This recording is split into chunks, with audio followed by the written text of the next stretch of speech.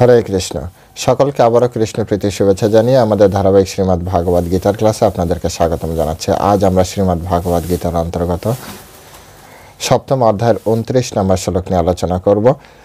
শ্লোকটি আমাদের জন্ম মৃত্যু থেকে আমরা কিভাবে বেরোতে পারি, কীভাবে মুক্তি লাভ করতে পারি সেই বিষয়ে আলোচনা হবে। তো আমরা অনুরোধ করব যে আপনারা প্রত্যেকে অত্যন্ত সুন্দরভাবে মনোযোগ দিয়ে আপনারা শ্রবণ করবেন, কারণ এটি যখনই আপনি শ্রবণ করবেন তখনই আপনি বিষয়টি বোঝার চেষ্টা করবেন এবং এই বিষয়টা একবার বুঝতে পারলে তখন আপনার আর কোনো দ্বিধাদ্বন্দ্ব থাকবে না। তো চলুন আমরা শুরু করি। নম ওম বিষ্ণুপাদায় কৃষ্ণ পৃষ্ঠায় ভূতলে শ্রীমতে ভক্তি বেদান্ত স্বামিনী চামিনে নমস্তে সরস্বতী দেবে গৌরবাণী প্রচারিণে নির্বিশেষ শূন্যবাদী পাশ্চাত্য দেশ তারিণে বাঞ্ছা কল্পতরুর ভস্য কৃপা সিন্ধু ব্যবচ পতিতানাং পাবনেভ্যো বৈষ্ণবেভ্যো নমো নমঃ। জয় অনন্ত কোটি বৈষ্ণববৃন্দ কি জয়, শিলা প্রভুপাদ কি জয়, নিতাই গৌর সীতানাথ প্রতি প্রেমানন্দে হরি বল। হরে কৃষ্ণ। ওম নমো ভগবতে বাসুদেবায়। ওম নমো ভগবতে বাসুদেবায়। ওম নমো ভগবতে বাসুদেবায়। শ্রীমদ্ ভাগবত গীতা সপ্তম অধ্যায় শ্লোক নম্বর 29, বিজ্ঞান যোগ। জরা মরণমক্স্বায় মাম আশ্রিত যতন্তি যে তে ব্রহ্ম তদ্বিদু কৃতাস্নম আধ্যাত্মম কর্ম চ অখিলম। জরা মরণমক্স্বায় মাম আশ্রিত যতন্তি যে তে ব্রহ্ম তদ্বিদু কৃতাস্নম আধ্যাত্মম কর্ম চ অখিলম। হরে কৃষ্ণ।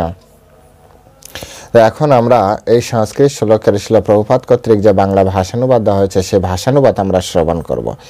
অনুবাদ: যে সমস্ত বুদ্ধিমান ব্যক্তি জরা ও মৃত্যু থেকে মুক্তি লাভের জন্য আমাকে আশ্রয় করে যত্ন করেন তারা প্রকৃতপক্ষে ব্রহ্মভূত, কেননা তারা আধ্যাত্মতত্ত্ব ও কর্মতত্ত্ব সব কিছু সম্পূর্ণরূপে অবগত।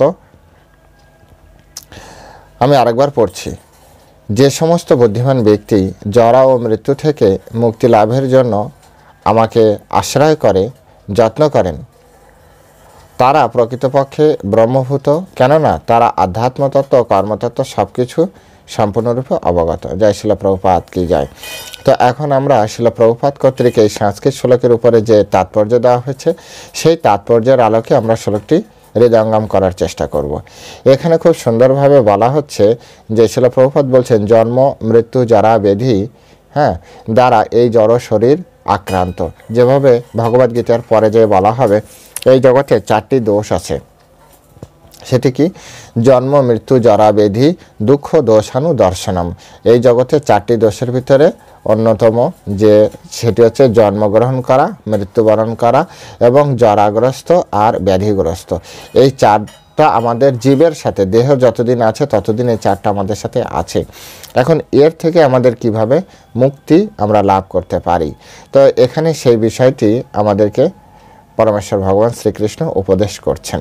এখানে বলছেন যে এটি এই যে জন্ম জরা মরণমোক্ষায় মাম আশ্রিত যতন্তিতে, এই যে জরা আর মরণ এর থেকে আমরা যদি মুক্ত হতে চাই, মোক্ষায় মুক্তি হতে চাই, মুক্তি লাভের জন্য মাম আশ্রিত, পরমেশ্বর ভগবান শ্রীকৃষ্ণ বললেন আমার আশ্রিত হয়ে, মাম আশ্রিত যতন্তি যে, অর্থাৎ যারা যত্ন করেন, অর্থাৎ মুক্তি লাভের জন্য যারা আমাকে আশ্রয় করে যত্ন করেন। এখন যত্ন করবে মানে কি ধরনের যত্ন করবে?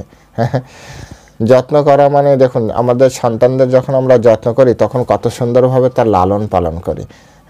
সন্তানকেও সেবা করতে হয়।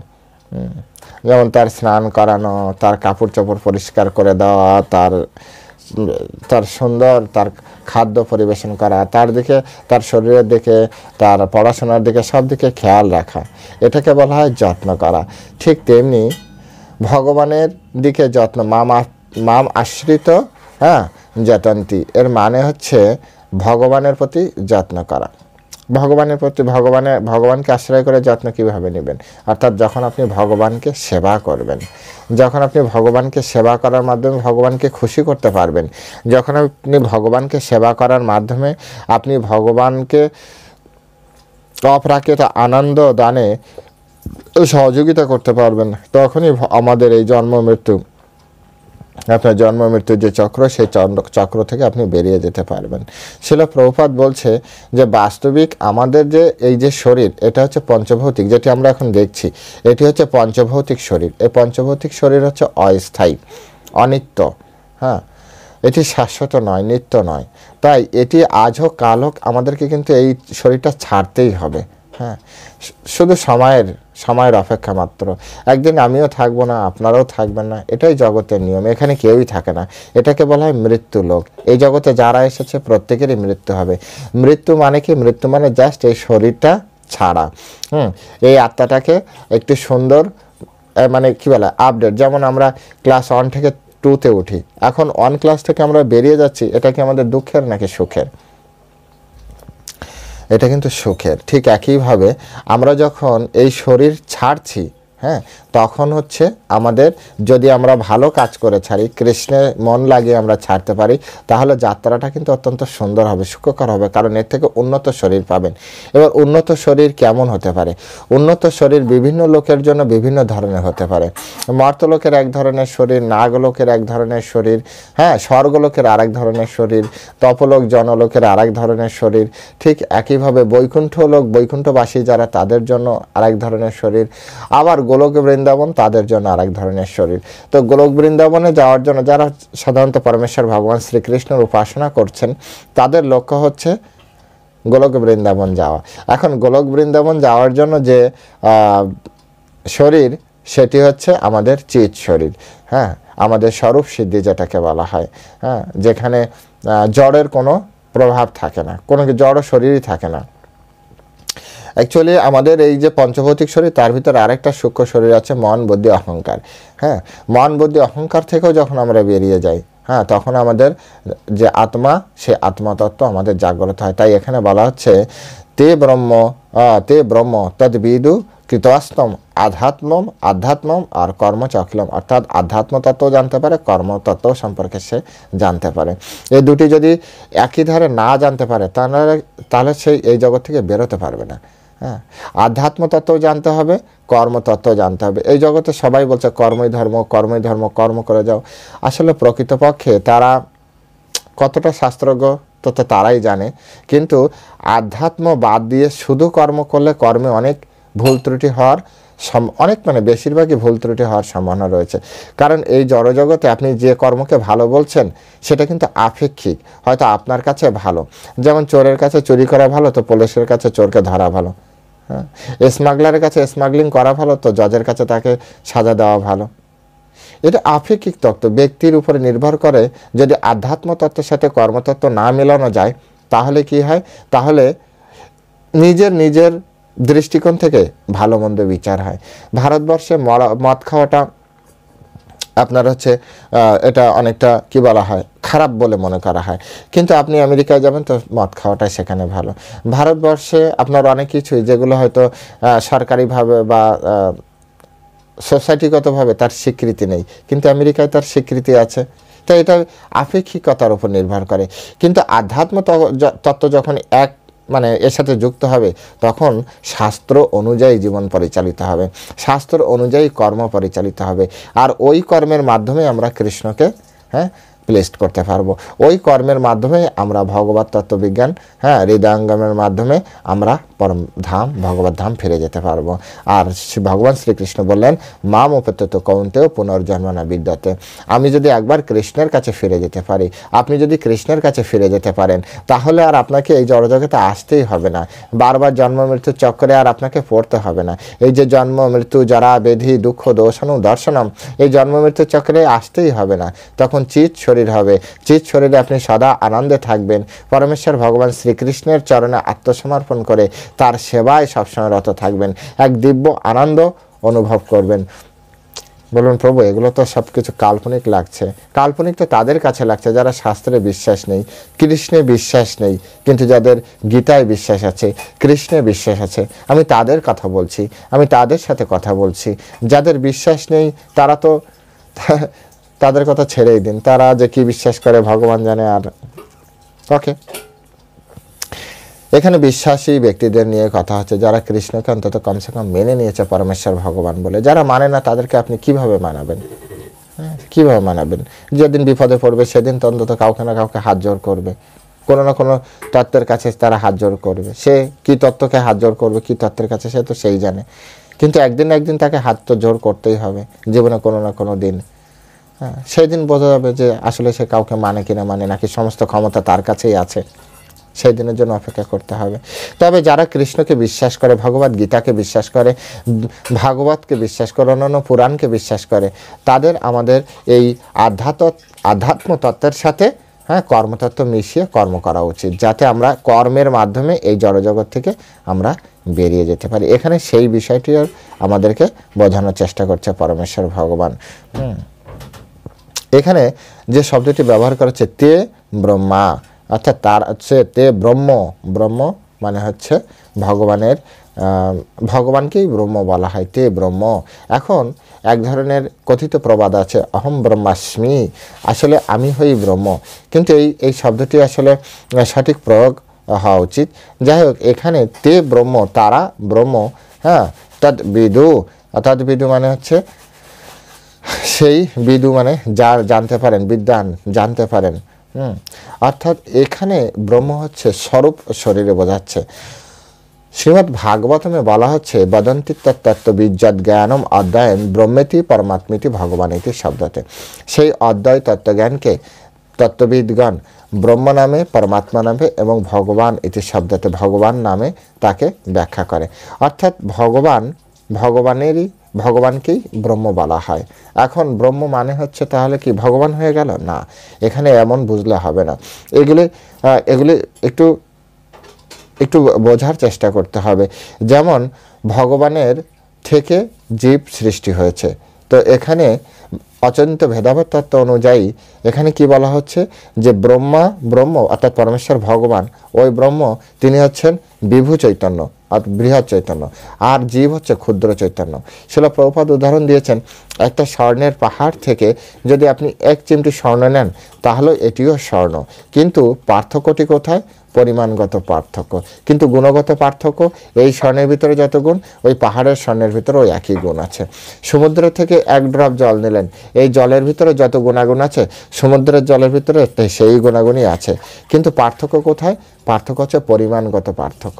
ঠিক একইভাবে এখানে ব্রহ্ম বলা হচ্ছে, এখানে এই যে ব্রহ্ম ভগবানের যেহেতু আমরা অংশ, ভগবদ গীতা ভগবান বলছেন মমই বংশ জীবলোকে জীবভূতা সনাতনম। এই যে সনাতন জীব আমরা আত্মা, এরা হচ্ছে ভগবানের অংশ। তাহলে ভগবান থেকে যদি অংশ এসছে তাহলে সেটা তো ভগবানের মতোই হবে, কিন্তু ভগবান নয়।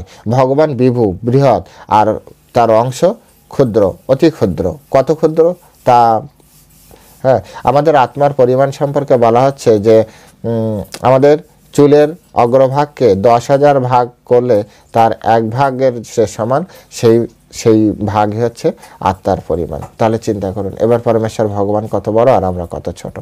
তো এখানে বলছে তে ব্রহ্ম, অর্থাৎ এখানে তারা হচ্ছে যারা স্বরূপ সিদ্ধি, যারা একবার স্বরূপ সিদ্ধি পাবে তারাই শুধু বুঝতে পারবে। স্বরূপ সিদ্ধি কথাটা খুব গুরুত্বপূর্ণ। অর্থাৎ আমি আমার রূপ কি, আমি কি এই শরীর?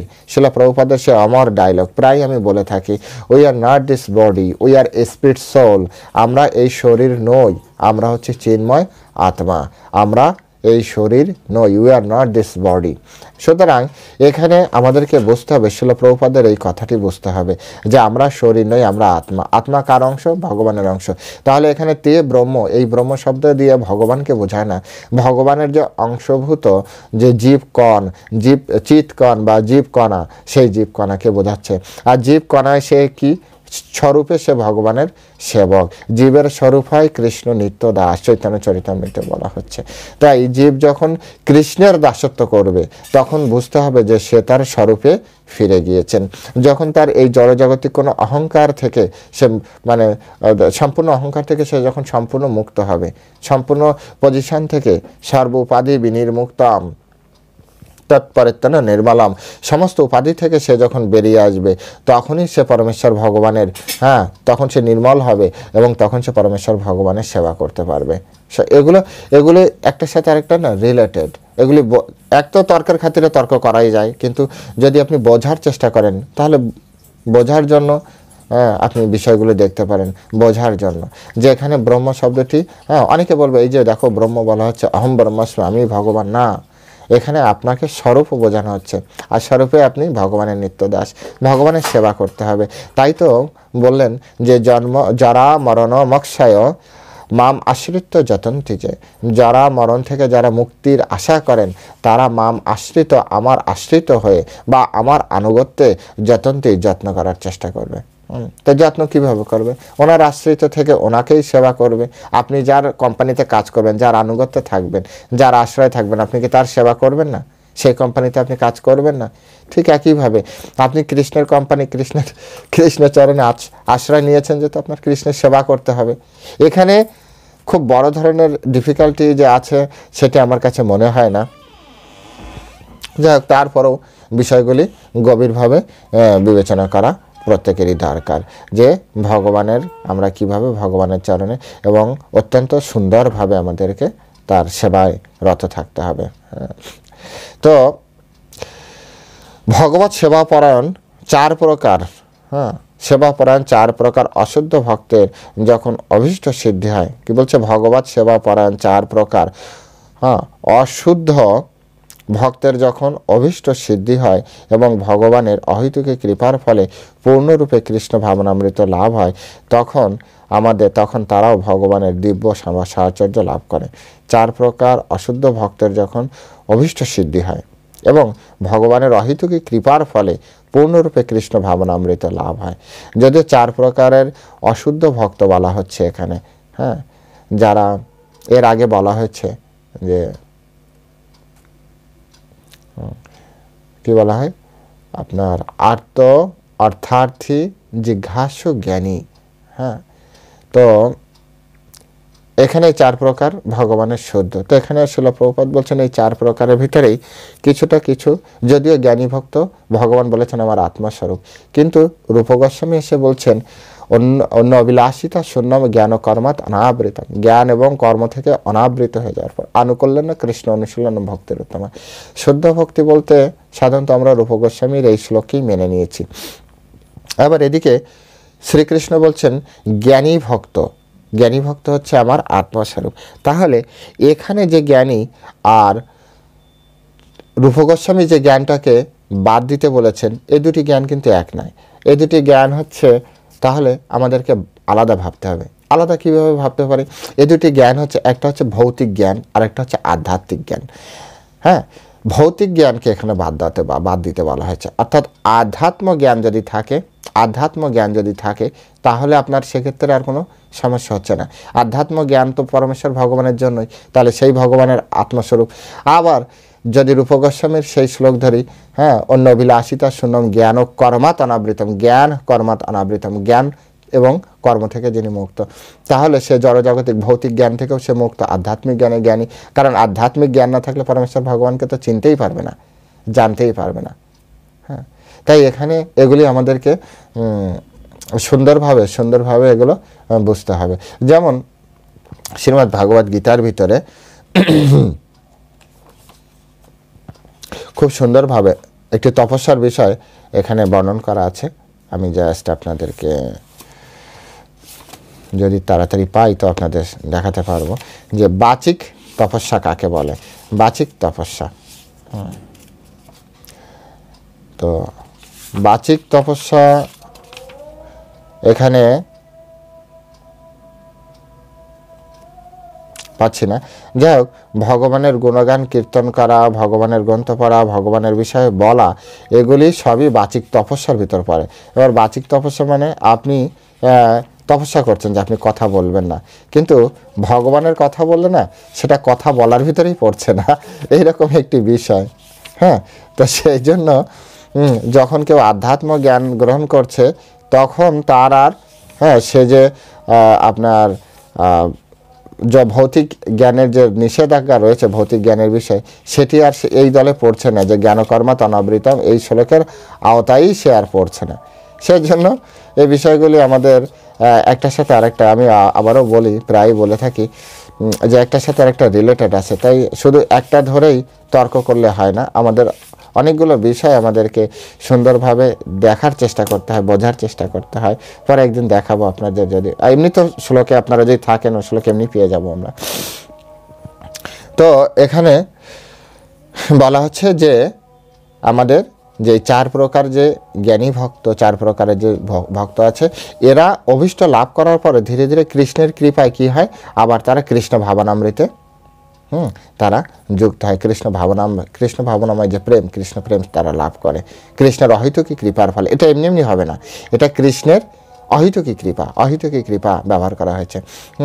অহৈতুকী কৃপার ফলে তিনি এই কৃষ্ণ ভাবনামৃত লাভ করবেন, এবং তখন তারাও ভগবানের সাহচর্য লাভ করবেন, এবং ধীরে ধীরে তারাও ভগবানের চরণে সেই যে সঙ্গ, ভগবানের সঙ্গ, ভগবানের সেবা, এগুলি তারা ধীরে ধীরে লাভ করবেন।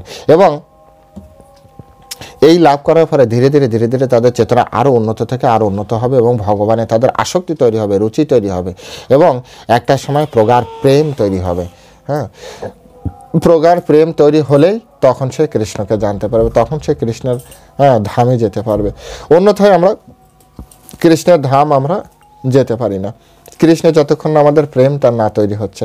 এটি কি বোঝানো সম্ভব? প্রেম কি না, এটি বোঝানো সম্ভব না, এটি বোঝানো সম্ভব না। কিছু কিছু বিষয় আছে না, আপনি যদি না বুঝতে পারেন তাহলে বোঝানো সম্ভব না। আপনি বোঝার চেষ্টা করুন, নাই ছেড়ে দিন।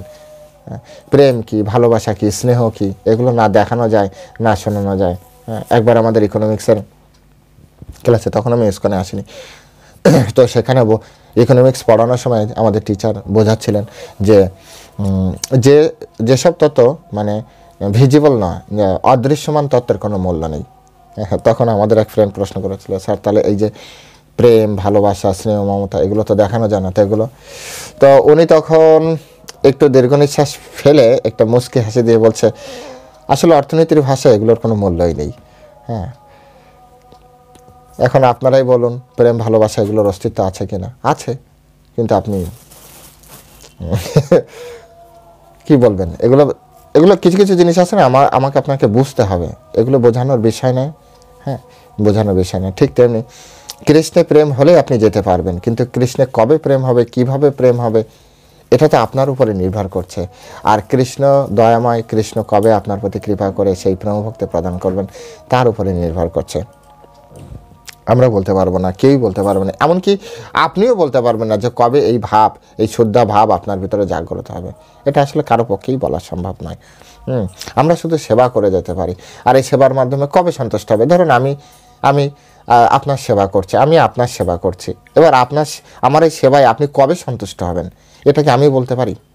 এটা কোনোভাবেই সম্ভব। আমি শুধু নিষ্ঠা সহকারে আপনার সেবা করে যেতে পারি, বা আপনি আপনার স্বামী বা স্ত্রীর বা আপনার সন্তানের বা আপনি দেশের সেবা করে যাচ্ছেন, কবে সন্তুষ্টি আসবে যার সেবা করছেন, এটা কে বলতে পারে?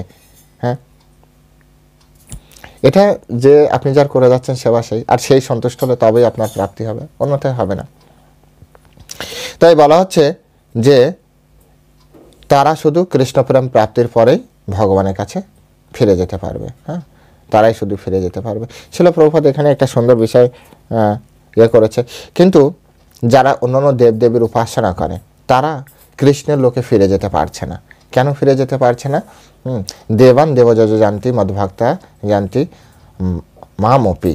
হ্যাঁ, অর্থাৎ দেবতাদের উপাসকেরা দেবলোকে যাচ্ছে, আর কৃষ্ণের ভক্তরা কৃষ্ণ লোকে যাচ্ছে, আর এটাই স্বাভাবিক। আপনি আমেরিকায় যেতে চান, তো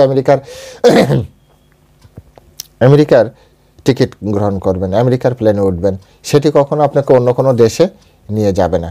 আবার একইভাবে আপনি অন্য কোনো দেশে যে আপনার পছন্দ অনুযায়ী আপনার গতি হবে, আপনার আসক্তি অনুযায়ী আপনার গতি হবে। ঠিক একইভাবে কেউ যদি দেবতাদের উপাসনা করে তাহলে সে দেবলোকে যাবে, সে দেবলোকে যাবে, এটাই স্বাভাবিক। যে যে দেবতা যে যে লোকে অবস্থান করছে, হ্যাঁ, সেই লোক তার জন্য আরাধ্য, তার আরাধ্য ভগবান ওখানে থাকে, তার ইষ্টদেব ওখানে রয়েছে, তাই সেখানেই সে যাবে। হ্যাঁ, যার ইষ্টদেব কৃষ্ণ সে কৃষ্ণের লোকে যাবে, যার ইষ্টদেব রাম সে রামের কাছে যাবে, যার ইষ্টদেব শিব সে শিবের কাছে যাবে, যার ইষ্টদেব কালী সে কালীর কাছে যাবে, যার ইষ্টদেব অন্য কোনো দেব দেবতা সে সেখানেই যাবে। এটাই স্বাভাবিক, এটাই নিয়তি। হ্যাঁ, যেভাবে আপনি যেভাবে চাইব সেভাবে আমাদের গতি হবে। তবে ভগবান এই ভগবদ গীতার ভিতরে স্পষ্ট করে বললেন, আমার ভক্তরা আমার কাছে ফিরে আসবে। এটাই স্বাভাবিক। আপনার ঘরে আপনি ফিরে যাবেন, আমার ঘরে আমি ফিরে যাব। এখানে না বোঝার কিছু নেই, বিরোধিতারও কিছু নেই। আপনার ঘর আপনার গন্তব্য, আমার ঘর আমার গন্তব্য, এই ছাড়া আর কিছু না। সুতরাং যেহেতু পরমেশ্বর ভগবান এই গীতার মাধ্যমে নিজেকে প্রকাশ করেছেন, তার ধাম প্রকাশ করেছেন, তার ভক্তদের সম্পর্কে প্রকাশ করেছেন এবং বিভিন্ন ভক্তের সাথে কম্পেয়ারলি তিনি এখানে বোঝানোর চেষ্টা করেছেন। হ্যাঁ, তাই এই সবগুলি বিষয় আমাদের বুঝে গুরু পরম্পরা ধারায় শিক্ষা অনুযায়ী যার যেমন মতি, যার যেমন ইচ্ছা সেই অনুযায়ী ভগবানের আরাধনা করার মাধ্যমে বা তার ইচ্ছা অনুযায়ী যথা ইচ্ছা সু তথা করো। কৃষ্ণ লাস্টে যে বললেন, অর্জুনকেও বললেন, যথা ইচ্ছা, তোমার যা ইচ্ছা তাই করো, আমি তোমাকে যা বোঝানোর আমি তোমাকে বুঝিয়েছি, এবার বাকিটা তোমার যা ইচ্ছা তুমি তাই করতে পারো, এখানে আমার আর কিছু বলার নেই। সুতরাং এবার পরমেশ্বর ভগবান এখানে সুন্দরভাবে বললেন, যারা মরণমক্ষায় মাম আশ্রিত যতন্তি যে তেই ব্রহ্ম তদ্বিদু কৃতাস্নম আধ্যাত্মম কর্ম চ অখিলম। অর্থাৎ যে সমস্ত বুদ্ধিমান মানুষ, বুদ্ধিমান ব্যক্তি, বিদু ব্যক্তি যারা জন্ম জরা ও মৃত্যু থেকে মুক্তি লাভের জন্য আমাকে আশ্রয় করে যত্ন করেন তারা প্রকৃতপক্ষে ব্রহ্মভূত। কেননা তারা আধ্যাত্মতত্ত্ব, কর্মতত্ত্ব সব কিছু সম্পর্কে সম্পূর্ণরূপে অবগত। অর্থাৎ যখনই আপনি জন্ম মৃত্যু এর থেকে বেরোতে যান এবং কৃষ্ণের আরাধনা করেন তখন আপনি প্রকৃতপক্ষে সেটাকেই বলা হয় ব্রহ্মভূত প্রচ্ছন্নাত্মনা সচেতনা কাঙ্ক্ষতি। ব্রহ্মভূত অবস্থার অনেক লক্ষণ আছে যা এর আগে পড়ে এসেছি, এবং একমাত্র ব্রহ্মভূত অবস্থায় আসলে সে তখন এই আধ্যাত্মতত্ত্ব কর্মতত্ত্ব সম্পর্কে জেনে এই জড়জগতে কর্ম করবে এবং অন্তিমে ভগবানের কাছে ফিরে যাবে। তো আজ এ পর্যন্তই। সকলকে আবারও কৃষ্ণপ্রীতি শুভেচ্ছা জানিয়ে এখানেই বিশ্রাম রাখছি। বিশ্রাম দিতে একটি অনুরোধ, যারা চ্যানেলের প্রথমে এসেছেন অবশ্যই চ্যানেলটি সাবস্ক্রাইব করবেন এবং ভালো লাগলে আপনারা এই ভিডিওটি একটা লাইক করবেন এবং আপনার আত্মীয় স্বজন বন্ধু বান্ধবের কাছে সব জায়গায় আপনারা এটা প্রচারে সহযোগিতা করতে পারেন। হরে কৃষ্ণ। জয় শিল প্রভুপাদ কি জয়।